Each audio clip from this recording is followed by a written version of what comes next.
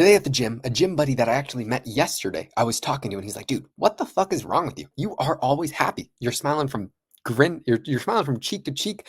Can you tell me your secret? What are you doing?" And at the time, I was actually really stressed out because tomorrow, actually, by the time you're seeing this, I'll already know the results. I have the biggest event I have ever had in my entire life, and I'm trying to prepare it for the maximum degree. But nonetheless, I was just using the same social skills that I was learned in a few books, and I realized they actually work very well because I ended up having a fantastic discussion with the guy, all because I try and open my discussions with a smile. And when you are perceived as happy, people want to be around you, and it is a very mutualistic feeling because when you are warm with a great smile, everyone else around you saying, "Dude, this guy's happy. I want to be around happy people," and then you make more acquaintances at the gym or whatever it is you're trying to do. The book is How to Win Friends and Influence People. There's another one, The Game by Neil Strauss, and a bunch of others in that space. Don't need to go into that any further, but the basic concept is just how to talk to people, how to have civilized conversations, and how to get people to like you. And it works magically because people like to be around happy people. And even if I am stressed, sometimes that's all you need. This guy was saying, "Hey, I actually went to therapy this morning. And I've been going 3 or 4 times a week. And I honestly want to know what you're doing." And what I said to him was, go something like this: emotions are not real. And they're actually not. If you think about it, all emotions are is your reaction to something that happens. So let's say there's two different people. One, it's their wedding day. Another, they're in a drought and it starts raining. If it's your wedding day, that is the worst day of your life. And if you are in a drought, you are very happy that there's rain. So everything is about perception and how you actually perceive things. And if you can just change the way that you perceive things, it is very hard to be angry or whatever emotion you don't want to feel, if it's sadness or depression. If you do not perceive things in that way, it is impossible to feel those emotions. And you say, "Oh, okay, well, that is the stupidest thing I've ever heard." It's really not, because if you just can understand why other people do the things that they do, then you will realize people, so many people, they think, "Oh, everyone's out to get me. They're talking about me. They're doing this and this and that." And I'm like, "Dude, nobody cares about you. Not only does nobody care about you, they already forgot that you exist. There's nobody in life that you should care about if they do wish down upon you because they are doing much worse than you." I've never met anybody who is super successful in every aspect of their life that looks down on other people.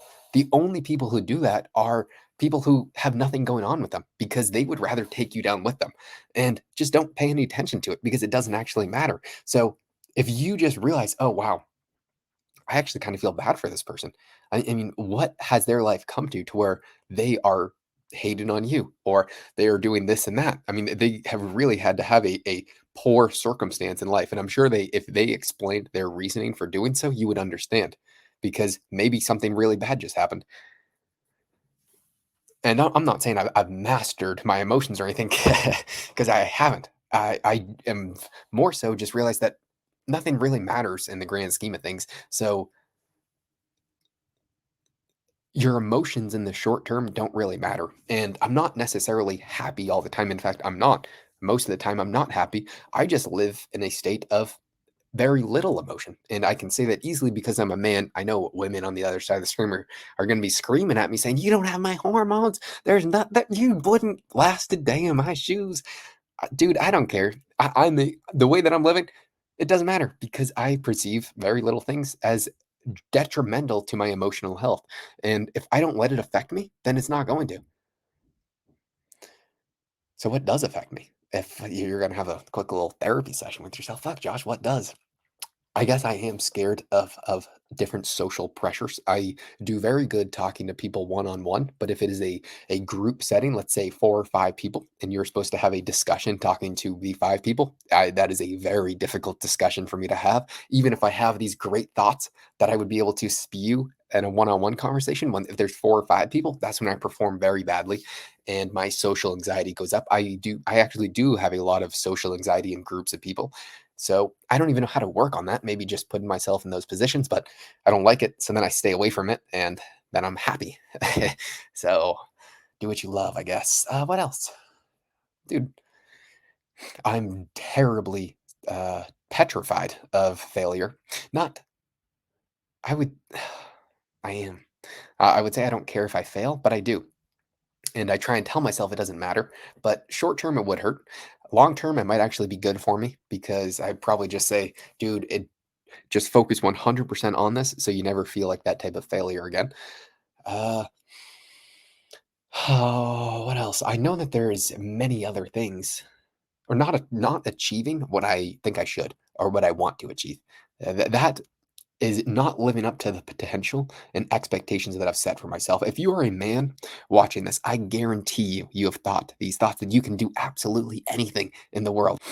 And you believe that down to the core of your heart, and you know it. It's not a belief. You know that you could quite literally do anything if you spent the time and the effort and the things that you know you have to do for it. Because deep down, you know the effort that it takes to achieve what you want to. Then it just comes down to doing it. So I know what I can accomplish, but will I put in the work to do it? And that does scare me, and that definitely keeps me up at night. Uh, to an embarrassing amount. It's more so I daydream too much. I need to get this thick skull stopping about, oh, you're going to do this and this and this. And I'm happy thinking these things, but I didn't do anything. All I did was think the thoughts. And if that's what you want to tell yourself is productive or a manifestation that people talk about, I don't know. Those books are bullshit.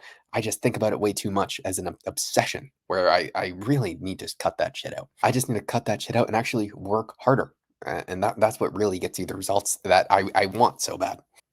So getting off topic, but I guarantee you your life will improve if you just smile at people more.